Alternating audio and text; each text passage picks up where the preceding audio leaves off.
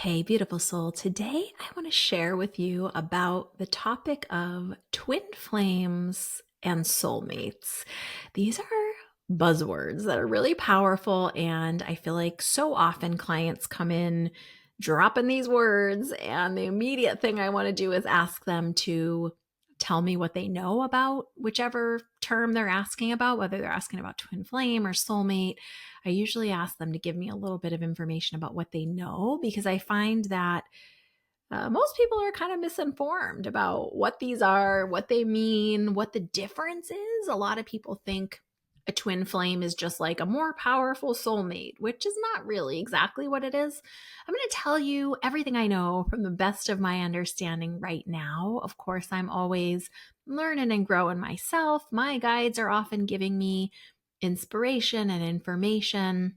And so, just like anyone, hopefully my knowledge and wisdom continues to change and grow over time, but this is what I know right now. And I want to share it with you just because this is such a, I don't know, hot topic. This is such a thing that people ask about a lot, and there's just so much confusion around it. So I'm excited to dive right in and talk about both twin flames and soulmates, what they are, what they're not.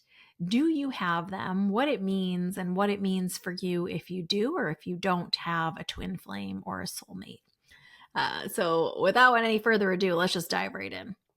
So, first, let's talk about what a twin flame is and what a soulmate is. These are totally different terms. They're often getting their wires crossed, and people are confused about which one's which and where it comes from and all of that. So, essentially, a twin flame is the way I understand it. I'm going to use some words that are different from the way I hear people explain it. And some of it might be saying the same thing, but just in a different way. It's essentially another soul that you have a long-term agreement with or contract with, that throughout different lifetimes, different incarnations, that you and this other soul will continue to help each other grow, expand, learn, and more fully express all of the potentials of your soul in that lifetime that you're in. Now, just a little terminology. We've talked about this before, but all of us are a soul having a human experience. So we are a soul, we have a body, we have a human body. I believe we incarnate potentially several times if we choose to. I do think we have free will choice in this as well. And I believe, and I feel like I know it to be true in my bones, we don't always incarnate in the same way, meaning I might be a woman identifying as a cisgender woman in my physical body in this lifetime, and I might incarnate in a different lifetime as a man, someone that is cis male. Or I could come in a different lifetime and identify as a trans person or any other kind of person. We're not limited to only one gender. We're not limited only to one identity. We're not limited only to one orientation. It can be different every time. And same for our twin flame. They can incarnate in a different form every time. So I feel like what a lot of people get confused, and it's based on a very old way of thinking, is that, with both twin flames and soulmates, it's like bookends, right? It's like has to be one male and one female, which is not true. Or it has to be, lots of has to be's. We're going to talk about that more in a minute. So, twin flame is really kind of a contractual agreement, but it's something you're willingly doing. No one's forcing it on you with this other soul. And one of the interesting things about the twin flame relationship is that twin flames don't always incarnate in the same lifetime. So this is why it's almost a little funny when people think it's just a more powerful version of your ideal partner, because that's not at all what it is. And actually, a twin flame relationship, if they are incarnated in the same lifetime with you, So let me just back up a little bit. Oftentimes, the way I understand it is oftentimes one partner of the twin flame contract, let's just call it that for easy talking. One party is here in a physical body in a physical world, and one party remains on the other side as like a guide. So most often, you and your twin flame will not be incarnated in the same lifetime, but sometimes you will be. And when you are, it's not this powerful, blessed union that people often want to think it is. Twin flames actually tend to be the most challenged relationships in our lives. The best example that I have of it is if you remember that movie, Hitchcock, with Charlize Theron and Will Smith. There are these two powerful creators, right? Really just like us, two powerful souls, and they continue to be drawn back to one another. But the closer they get, the more in contact they are, the more in proximity they are, the more explosive things become. And really, a twin flame is a push-pull relationship where they are signing up to support us in a very deep soul growth way. Now, what do I mean by that? If you are cruising along and coasting along and your soulmate is also incarnated in this life, their role would be to shake you up, shake you out of your normal, shake you out of complacency. Sometimes we see it happen in unhealthy relationships where these two people are just so toxic together, so explosive, that then they are drawn together and pushed apart, sometimes in an explosive way, to both be available to better themselves, to more deeply understand what they need on their journey, to do some sort of profound healing and growth. So a lot of times, if your twin flame, really, I think always, I just don't love using that word because it's so final, but if your twin flame's incarnated in the same lifetime with you, it's not a warm and fuzzy relationship. It's a tough relationship. And just so you know, twin flames are not always going to show up in a romantic way. So I think because of marketing, probably both of these terms, twin flame and soulmate, are really often posed as a romantic life partner. And it's not always what it is. So sometimes a twin flame can be a romantic partner, but not always. Sometimes it can be any relationship, really, a teacher, a parent, a friend, just another person that you know, a colleague. But like I said, most often they're not even in a body at the same time as you. So they're on the other side, you're on this side, or vice versa. They're on this side and you're on the other side, helping them, poking them along, metaphorically, to reach their highest potential. We all have these potentials in our life, right? It's when we're living to the fullest of our potential, to the best of our ability, we have certain things available to us that we can choose to go after or not. But there are all these speed bumps, all these distractions, all these things placed in our path in our human experience, right? And we can get deterred. We can go on these detours. We can get involved in things that are not the highest and greatest good for us, that are not the best expression of our soul in that moment or in that lifetime, that are not, right and wrong is I think a tough term to use here, but maybe not the highest expression of your soul in that lifetime. And that's where the twin flame relationship comes in, often as a guide from the other side, to spur you on, to make you so uncomfortable that you have almost no choice but to grow, to where sitting in that same position, in that same place, living in that same way, or doing those same habits becomes so uncomfortable that it is much more safe to get the heck out of there and take care of yourself or whatever it is you need to take care of than to stay in that complacent or often unhealthy situation. So they can be doing that from the other side. They can be doing that from this side. The other thing to know is, even if you think someone is a twin flame for you, right? Say you're thinking in your mind, oh, Joy, I have someone in my life like that we're continuously almost like magnetically drawn back together. And then it's very unhealthy and explosive. And, like in that movie, Hitchcock, we're almost like thrust apart, right? It doesn't mean that you have to stay in that kind of relationship. It doesn't mean that you can't completely exclude them from your life. You'll see them again later on the other side. Don't worry about it. But that's the nature of a twin flame relationship. It is sort of like that coach that cracks the whip, or that teacher, that helper that puts you in uncomfortable positions or situations for your own growth. And it is why most often we're not incarnated at the same time, right?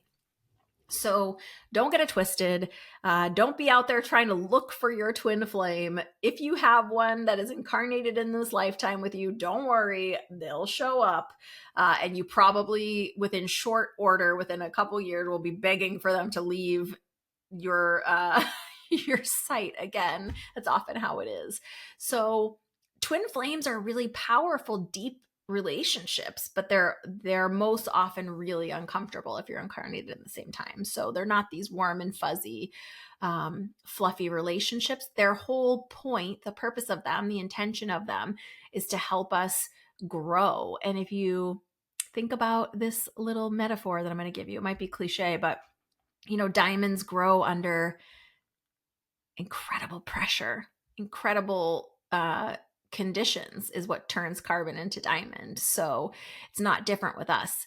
Our nature is to want to flow in the lazy river and let things be easy, right? It's our human nature. We want things to settle down. We want it to be easy. We want to be abundant. We don't want to put ourselves through the fire, right? It's uncomfortable to be in tough situations. It's uncomfortable to do sometimes the hard work on ourselves. It's vulnerable sometimes to put ourselves in the position to grow in the way that we need to.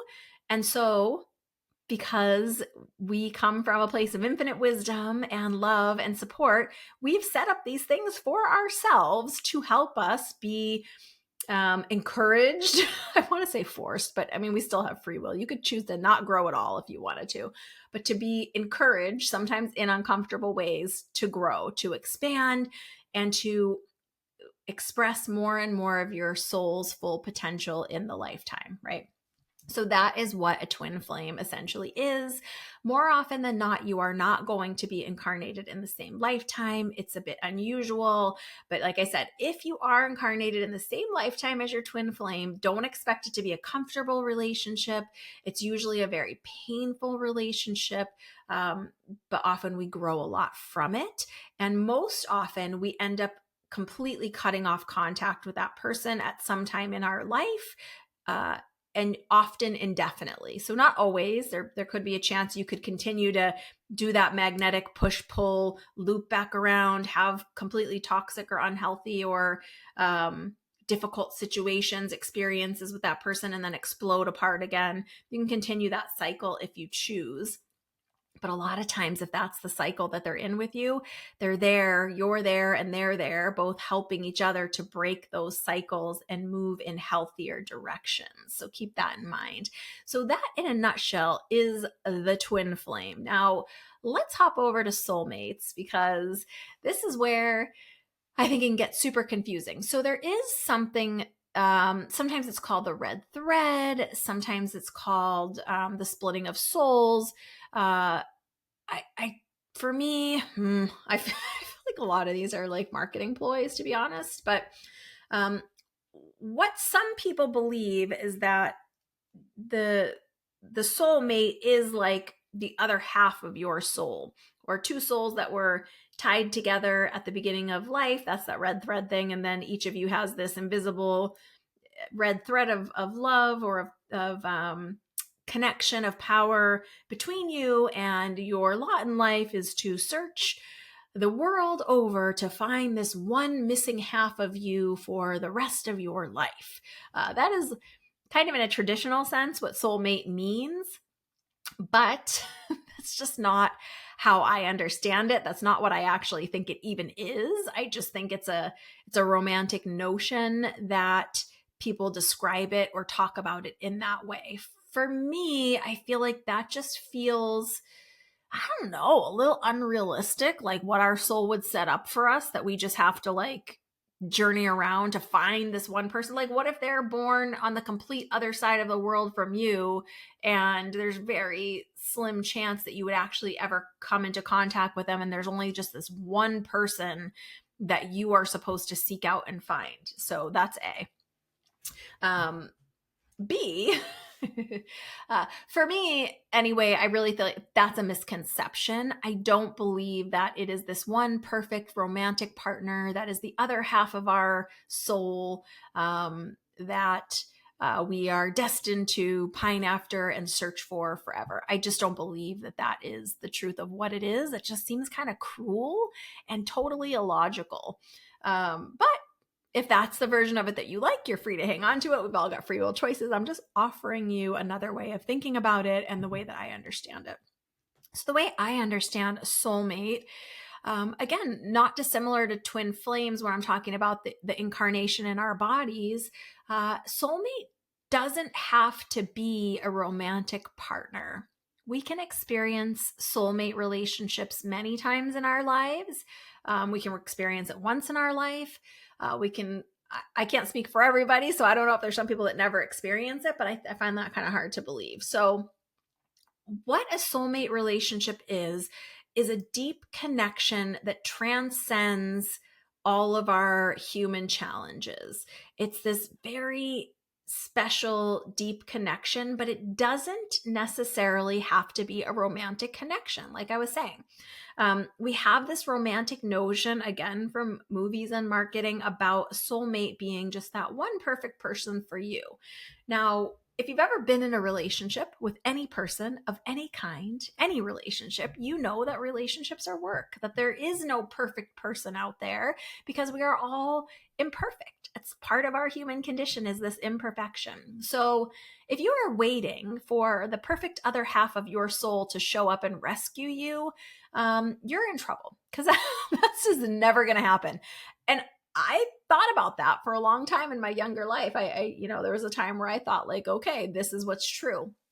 What I know to be true now is that soulmates can show up in any of the relationships in our lives. So for me, she doesn't know I'm going to out her about this, but my best friend is my soulmate. We've been friends for more than 25 years. And there's this connection between us that transcends all the muddiness of life. It's a soul connection. It's a soul to soul connection. So we choose to stay in communication with each other. We choose to work on our relationship. We choose to have this communication, right? Work on it. I don't believe that there's, just like I said, some perfect person that shows up that you never have to work on it. And often, like, we're sold this idea that, oh, when you have your soulmate, it's not going to be work. So if you're having to work too hard, that means that that's not your soulmate. That's not true. We're all human. We all were raised from human children and had all of these different experiences, often traumas, challenges, things that went on in our family, things that happened to us over time. No person is perfect. No person doesn't have emotions that they get to continue to work on. We all have that just as a part of us. We need to continue to work on our communication skills, on our tough emotions, on sharing our emotions, on all the parts of engaging with another person, whether it's in a romantic relationship or any other relationship. True relationships, if you want to stay in a real relationship with someone, takes work. It takes attention. It's like tending a garden. You're not going to just not water, not weed, not control sunlight, or at least pay attention, not even look at the garden and expect it to continue to produce the most beautiful fruit and be self-maintaining. That's not real. It's the same with a relationship. We need to tend it. We need to be responsible for our actions, our words. We need to come usually with compassion. We need to see them for who they are, not just who we want them to be. There's a lot of elements that go into any relationship. A soulmate relationship is just a different level of connection. Now, it could indicate that our souls already know each other from before, but I believe that a lot of people in our close circle our souls know from the other side already. You might have heard of something called soul groups or soul families, which is the idea that several people, several souls often incarnate at the same time, sometimes in the same families, and play different roles. So I might be the mom this time, and the next time I might be the dad or the little brother or the uncle or the niece. So we play different roles, different incarnations based on what our soul wants to experience that lifetime. Now, soulmates can come as romantic partners, certainly, but they can also come, like I told you with me, as my best friend. They can come as parent-child relationship. They can come in any of the relationships in our life. It could be siblings that are soulmates. Sometimes we see this with like twins, for example, where there's just such a close relationship that transcends the difficulties of human life. It's a special soul-to-soul bond or connection. But that's where it gets muddy, because people assume that because it's this beautiful soul bond, soul connection, that it means that A, it's going to be romantic, and B, it's going to be easy. And neither of those is true 100% of the time. Yeah, there might be times where it's just easier, or you just get each other, or you just can feel compassion for them, or you just really see them for the truth of who they are. And that's beautiful, but it's certainly not always that way. They're going to annoy you. They're going to have bad breath sometimes. You know what I mean? Like we're all just in this human experience. So if you are waiting for a soulmate who is perfect, that doesn't exist. And I hate to break this to you. Like, I hate to be the one to tell you this, but you're not perfect either. I am very far from perfect, and I'm reminded of it all the time. Not that I ever thought it, but so not expecting this soulmate person to be perfect, and not putting all of the relationships in your life on hold because you're waiting for some imaginary perfect partner. True partnership of any kind, true lasting relationship of any kind takes work. And that's just the bottom line, because we grow and evolve and change as people. We have different thoughts and different understandings and different needs at different times in our life.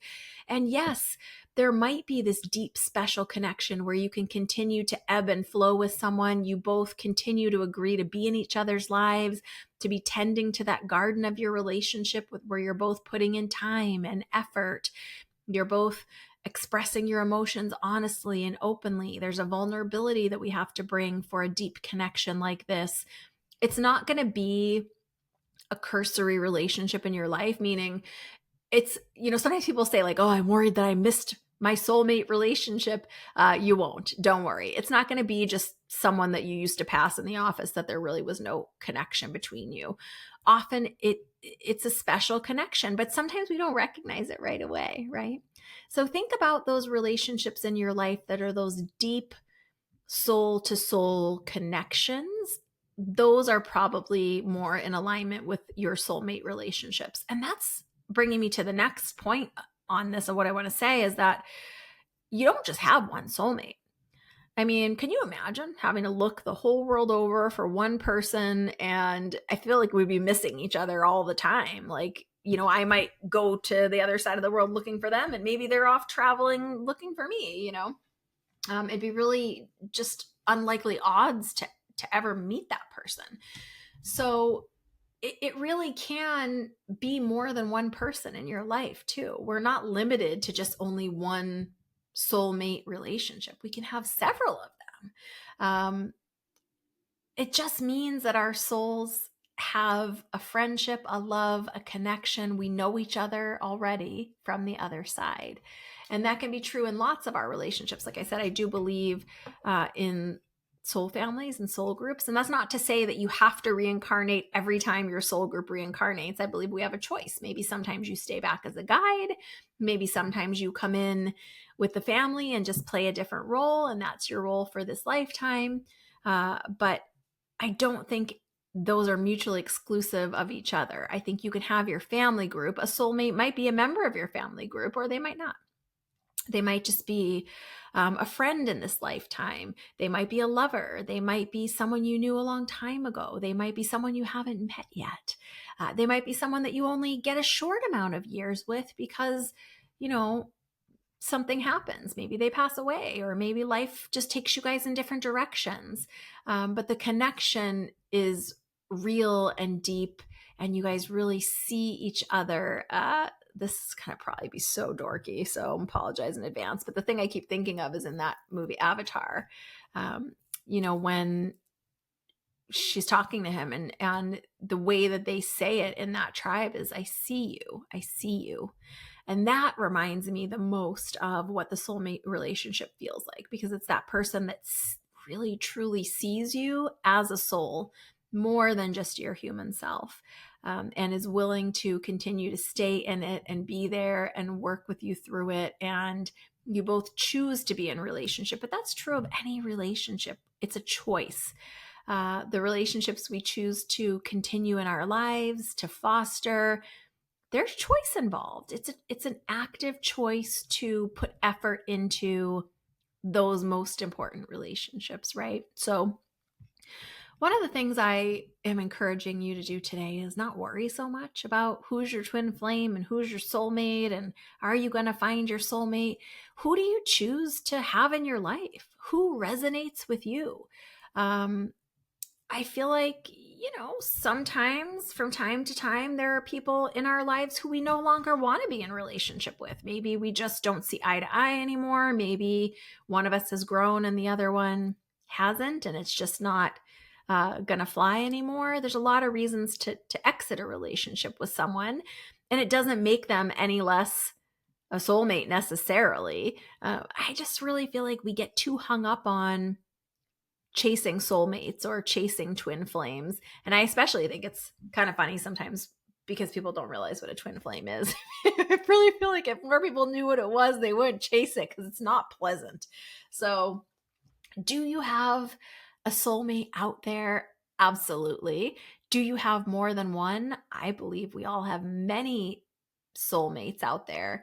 And I believe there are also other people who are not necessarily our quote unquote soulmates, that we can have really thriving, beautiful, cultivated relationships with, that are deep and supportive, and that we nurture and tend to like a garden, that aren't necessarily a soulmate. And that's beautiful too.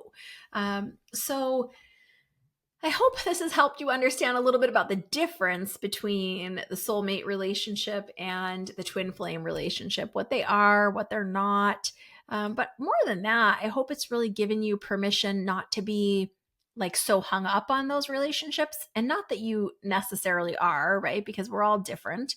But really just hoping that you'll have more permission to just pay attention to the relationships that you are in, and intentionally gardening, right? Cultivating, nurturing, putting the work in, the time in, for the people that you want to foster those relationships in this lifetime with, because that's what's important. What if you have a soulmate and you don't ever meet them, right? If we have several soulmates, there might be some that you don't get to come in contact with in this lifetime, but that doesn't mean your experience has to be any less rich or fulfilling. I just want to invite you to release that idea of needing to hold on for just that one perfect person that doesn't exist, and not be living your life, enjoying yourself. And remember, soulmates can come in any relationship in our life. So it's not only limited to romantic partners. And sometimes, we have relationships that are soulmates that are not romantic partners. Maybe those work better even because they don't have that romantic charge. Do soulmates exist as romantic partners? Sure, of course they do. But they exist in lots of other relationships too. And maybe you can identify one of those in your own life, like I have with my bestie. Or maybe you feel like, well, I haven't experienced that deep and profound of a soul connection yet. And that's okay too. It doesn't mean that it's not still to come for you. Just being available for it and open to it, but not demanding of it or not needing it as a requirement, I feel like is the best way to make it happen if it's going to happen for you. What if you have soulmates out there right in your world right now that you haven't met yet because you're not putting yourself out there? Maybe they are a friend. Maybe it's not a romantic partner that's going to be your soulmate in that way. Maybe it's a friend. But if you're not open to making friends and meeting people and, nurturing and fostering new relationships, then you're not going to find them. You're making that true for yourself. I do believe that we're here to experience, like I said, the full spectrum of human emotions, which includes deep and profound love. But that can show up in so many ways. And it is one of the biggest mistakes I see with clients when it comes to relationships, is that sometimes people can get so hung up on these ideas of perfect partner or perfect relationship, or the relationship where it just isn't so much work, or whatever version of that, whatever words you have that you want to plug in there. But really, we're missing out on so much of the experience if we do that. Soulmates can come in all forms, in any gender, in any relationship, at any time in our life. So just be available for it, really, is the best guidance. Just be available for it and treasure and cherish the relationships that you do have, that you do want to nurture and foster, because it is those people that feed us and sustain us emotionally, spiritually, the people that really help us see ourselves when we are often, at our lowest point, or when we just can't see the truth of who we are as divine, creative soul beings. At any point, this relationship can come to you if you don't already have a soulmate relationship in your life. I wish it for each and every one of us. And I think it's available to each and every one of us because, like I said, I believe we're here to experience all the emotions, not just a few of them. So if you don't feel like you've experienced that deep connection with another soul yet, well, you're still here and there's still time for it. So I put it back to you. Are you putting yourself out there? Are you making new friends? Are you putting yourself in a place where you want to be deeply connected to the people there? Maybe it's because you have a common interest. Maybe it's because we're geographically desirable to be in friendship. But really just fostering, nurturing those relationships that sustain you and that nurture you, because that is the true nature of a soulmate relationship, is to see each other when you're at your roughest. Everyone's great on their good days, but what about on the tough days? What about on those days when you need someone to stand on firm ground because you feel like you're sinking, and rather than getting in the mud with you and making a muddy mess of the both of you, you need someone who can stand on firm ground, who can see you and who can extend a hand and let you climb yourself out of that mud. That's what a soulmate relationship does for you. But it's work, it's effort, it is tending the proverbial relationship garden, just like anything else. So let me know if you agree or disagree with my share. Hopefully you'll agree, and hopefully it makes sense to you. I just think that's, used against us in marketing and movies so much. And these terms have become so confused for people. And often people have themselves tied up in knots or really distraught or upset because they feel like they don't have a soulmate or they don't have a twin flame, and not really understanding what these are, and probably overlooking a soulmate connection that they already have because some part of our humanness wants it to be romantic and it's not, right? So again, it can show up in any relationship in your life. Could be friendship or mentorship or parent-child or siblings or romantic or any of the other ways, any of the versions of relationship. I know someone whose grandparent was one of their soulmates, which is also pretty incredible. So I've seen it in all the different relationships. Let me know if you've experienced a soulmate connection yet. Or if you're even available for one. Maybe, through some of this, you're realizing, oh, wait, I am kind of closed off. I'm not really putting myself out there to make new friends. I'm not fostering relationships with people who inspire me. That's really the thing to do if that's not what you're doing. That's how you're going to be able to step into these relationships. It won't be every relationship. We're lucky if we have one or two that cross our paths in this way, but they're available to you. Whether you've experienced them already or haven't at all yet, just know that soulmates are available to you. It just might look a little different than what they told you. So hopefully this has been giving you some food for thought. It may have shaken you up a little bit or made you think about things in a different way. But just know that I'm here and we're going to continue these talks. Again, let me know if there's any other questions you have, any topics you're wanting to hear about. And I am more than happy to talk on whatever it is you guys want to know about that I know, or find a guest for us who knows about it that can share with us. So let me know how this topic resonated with you. And if you are enjoying this podcast, I hope that you will subscribe and like and even share if you want. If you figure out how to leave the comments, please do. That always helps. And if you want to save it and listen more than once, that's wonderful too. But important to share with anyone you know who is a little bummed out about their relationship zone, or who you hear complaining about soulmates or twin flames, or even wondering about them. This might be the right episode to share with them. So thanks for being here with me. I hope this has been informative and valuable, and maybe even a little inspiring to you. Thanks for spending this time with me. It is always an honor and a privilege for me. And big hugs, lots of love. Bye for now from inside the Spirit Speakeasy.